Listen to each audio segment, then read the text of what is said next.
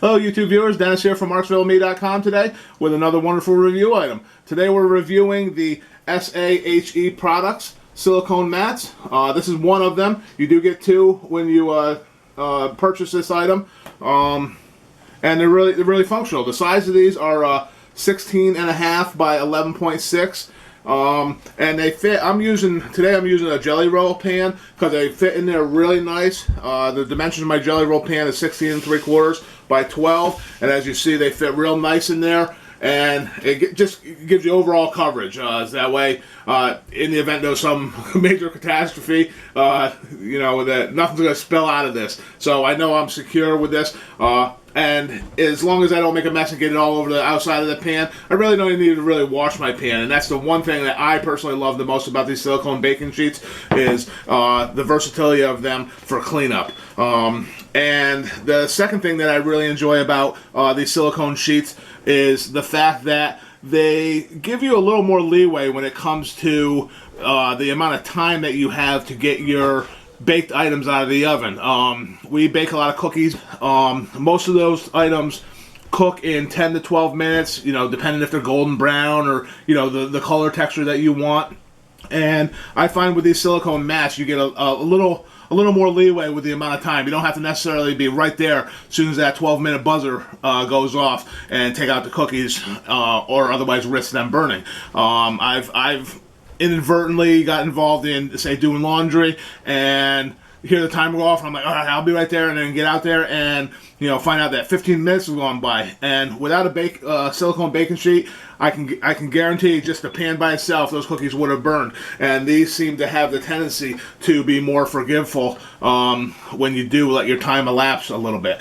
I will, however, say that your product may dry out a little more, and it may be a little more crispy than you want, or it might be more brittle and fall apart and be more crummy, I guess you'd say. But overall, these products are really great by SaHe, and as I said, they fit really nice in this jelly pan. And I'm taking advantage of these silicone sheets today, and I made up a double batch of my Marksville. My wife calls them world famous chocolate chip walnut cookies. She wants me to enter a competition someday for them because she likes them so much, and all the kids seem to like them. I eat them. I think they're great. It's just a standard chocolate chip cookie recipe with walnuts thrown in. I'm gonna bake some up for you today. I'll show you before and after. Real simply, you're just gonna want to obviously wash your hands and stuff before you're touching your products. So you just want to be cautious, make sure everything's clean. You're gonna want to, whatever size cookie you want is however you're gonna dictate how much space you're gonna use on your actual silicone mat. I usually, in general, do about 12 cookies. In general on my silicone mat. So I would recommend 12 to 16, depending on the size of the cookie you want.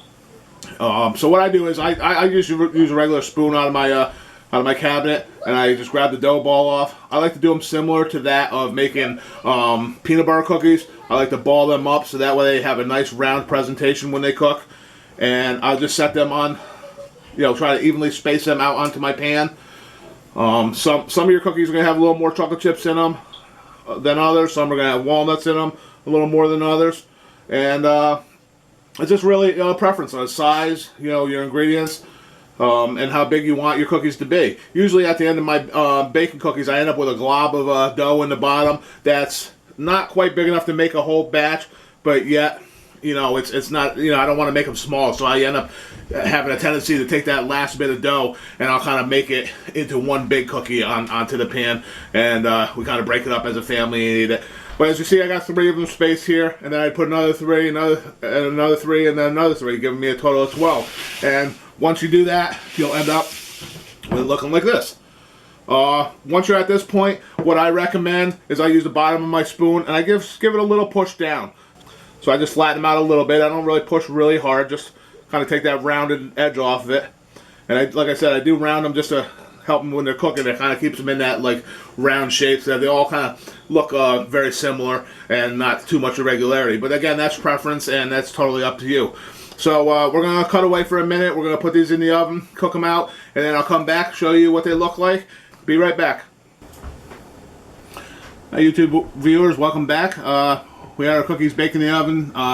What I did as an experiment is just to show you how forgiving these silicone mats are. I actually cooked one batch at the normal recommended time, which this particular recipe was 8 to 10 minutes. I cooked it for about 9.5 minutes for the first batch.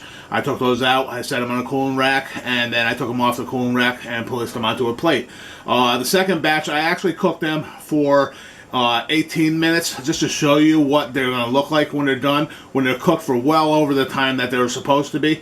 They didn't quite burn, but they are a little on the dark side on the underside of them, but they're still completely edible. And from previous experience, I know, you know, a little bit of milk, soften them right back up. Or you can use them, you know, for whatever, for paperweights. But I did want to show you just how forgiving these silicone mats are overall.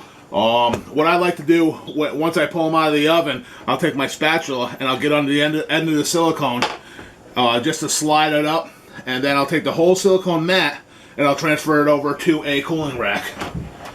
And then, as you see here, I have a cooling rack right here, and you see they're sliding around already. And these are the ones that were a little more cooked than they should have been, and this is the way they look. The underside, as you see, they're not completely black. And they are still completely edible. They're still soft inside. As you can see, you know, they're a little more than halfway.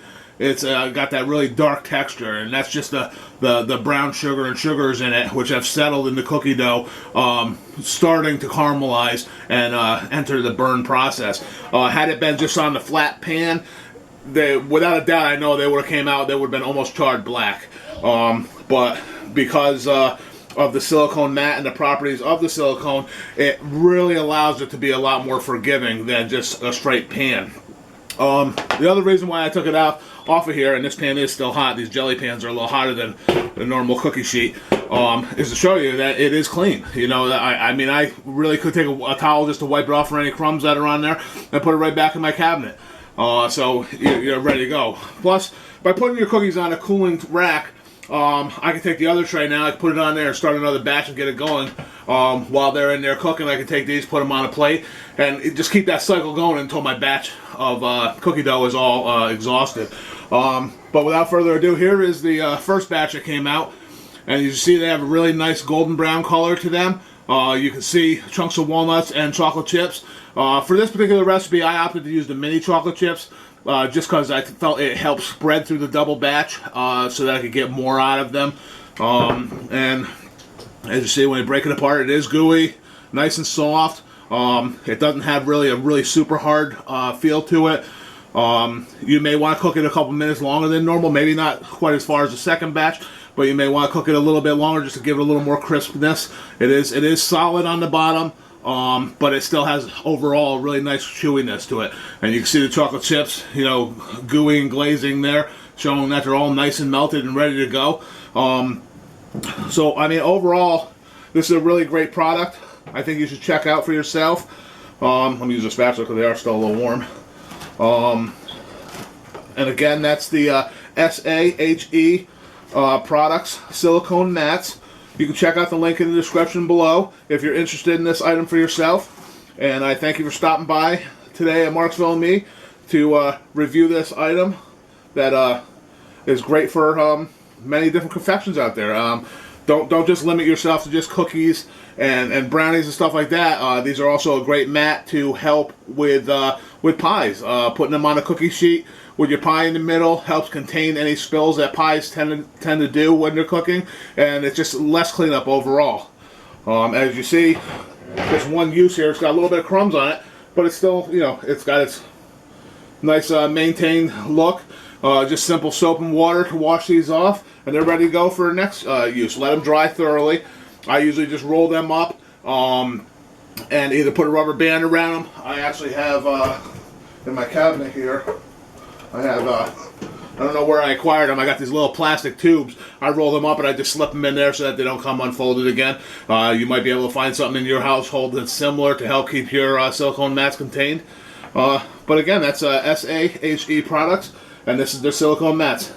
Thank you for stopping by at Marksville and Me. Have a wonderful day. Enjoy your cookies and milk. Bye.